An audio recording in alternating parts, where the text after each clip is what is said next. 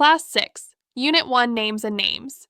Kunhichiruta stood at the gate, gazing at the street. She loved to look at passing vehicles and pedestrians. It was the end of winter. The air was warming up, but there was still the occasional cold wind. It had been a cold winter in New Jersey. It was only 5, but night had fallen. The varying lengths of day and night across seasons had puzzled Kunhichiruta. When she arrived in July, the sun set only at 8:30. The day was more than 15 hours long. Now the sun set a little before 5, and the day lasted only a little less than 10 hours. Kunhichiruta! Kunhichiruta was startled. That was Kate, her classmate. She lived just across the street. Oh, not again! Kunhichiruta said to herself under her breath. When will she learn to pronounce my name right? This was her 6th month at school. Back in Kerala, she had only learned some English rhymes at play school, but she had picked up English with an amazing speed. Her classmates and teachers were very kind and helpful. She did not feel a stranger at all at the school. Ms. Hopkins, who taught mathematics, went out of the way to make her comfortable. The only thing that upset her was the way her classmates pronounced her name. Even Ms. Hopkins found her name difficult to pronounce. She did try, though. She managed to get the last part right, but she still found the first part a tongue twister. Hi, Kate, Kunhichiruta waved back. Kate was going shopping with her aunt. There were 24 students in grade 1.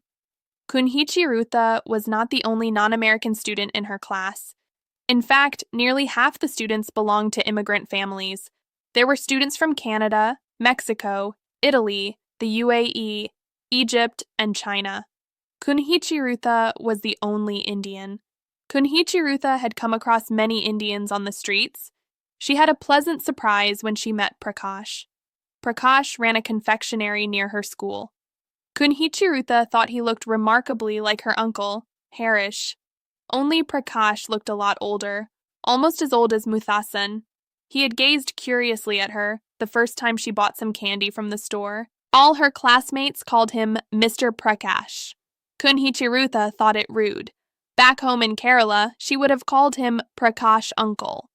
The next time she went to the store, Prakash patted her affectionately on her head. What do people call you, dear? Kunhichiruta. Prakash's eyes widened. Kunhichiruta. Kunhichiruta was delighted. Prakash Uncle was the first person outside her family to pronounce her name perfectly in New Jersey.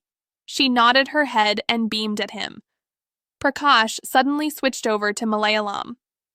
Do children still have names like Kunhichiruta? He wondered aloud. Prakash was not the first person to wonder about Kunhichiruta's name. She had faced the question several times after she became old enough to talk about it. Of course, she knew very well how she got her name, so she told him about her great-grandmother, who became a school teacher at the age of 18. She had only seen a fading photograph of her great-grandmother. Kunhichiruta later learned from Amma that Prakash belonged to a village not far from her town. He had arrived in America almost half a century ago. A few days before the spring break, a girl named Antoinette took admission in Kunhichiruta's class. She was from a city called Marseille in France. Her mother was working in a multinational company. She was given a new project in New Jersey, so the family had relocated.